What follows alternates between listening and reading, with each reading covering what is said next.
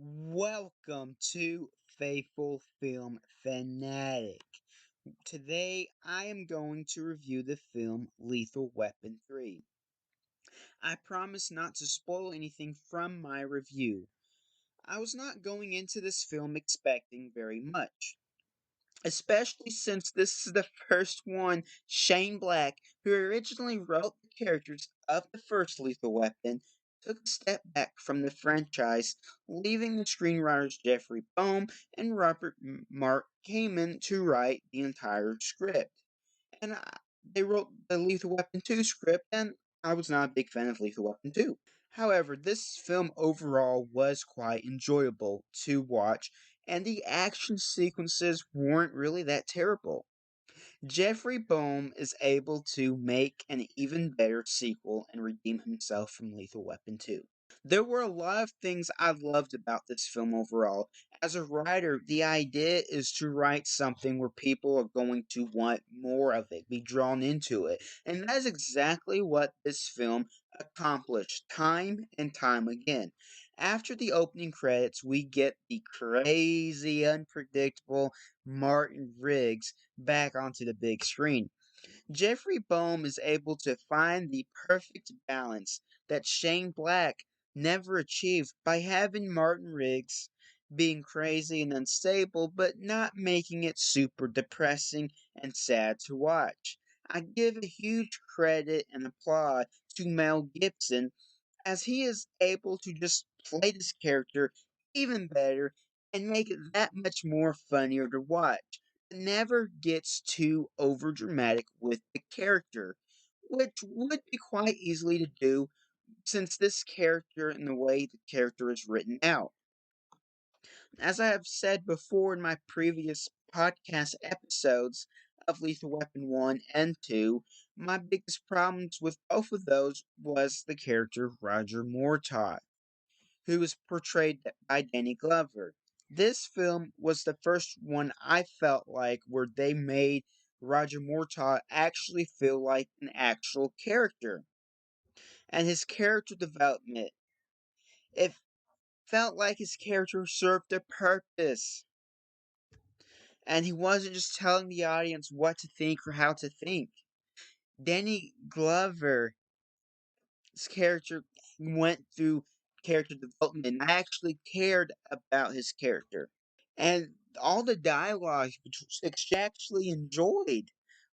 The times I was supposed to laugh, I laughed. The times I was supposed to be feel a certain way or be upset or just any emotion, they achieved that very well, and I love that. I love when I can find enjoyment through the dialogue of a film. Dolores Hall has a brief cameo in this film. She would have been in the film more. Every time I saw her, I got super excited. She was so funny. The main problems I had with this film was more on the way Jeffrey Boehm and Robert Mark Kamen presented and wrote the story of this film. The bad guys of this film, all that being said, if you really don't care about the story or the bad guys of a film like this, and you just want to watch a fun, relax, back to the earth movie and just see people kick butt, then this is a good movie to watch for that purpose. But if you are wanting more of a story, then you might have some problems with this movie. The story of this film is supposed to be that Riggs and Mortar are on the chase of a former LAPD officer who is selling confiscated guns and ammunition to local gangs. The film doesn't even get to that correction of the story until after half an hour in the movie. The story doesn't really pick up until 40 minutes of the film. In 40 minutes of the film, we as the audience have probably seen around 5 to 6, maybe more minutes of screen time of the main bad guy, Jack Travis. The only backstory we have of Jack Travis is the way people in the movie talk about him to other characters. There really isn't much of a backstory than that. Then 5 minutes of the film was just one long, drawn out role play of two characters having sex. I really did not like the way the writers timed this movie, and the way they treated the story. I felt like they were being disrespectful to the audience the way they went about writing the story and doing what they did with the story. It just felt like a slap in the face, honestly. Felt like the writer had drawn out this long sex scene so he wouldn't have to think of more things to write that actually needed to be there.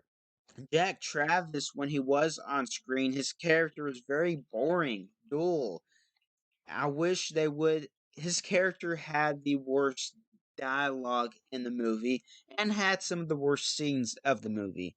I wish they would have treated this character with some more respect and given him some better written lines and just made the bad guy that much more enjoyable. That way, the audience would have enjoyed the movie a bit more too. Other than that, and just wanting more of Joe Pesci and Dolores Hall, this film was actually pretty good. What do you think of this film? Do you like my review? Is there anything you would like me to review? Please message me on Facebook or TikTok at Terry Roy. Faithful Film Fanatic on Twitter. Red Hunter _16 on Instagram. I hope everyone has a good day. God bless you all.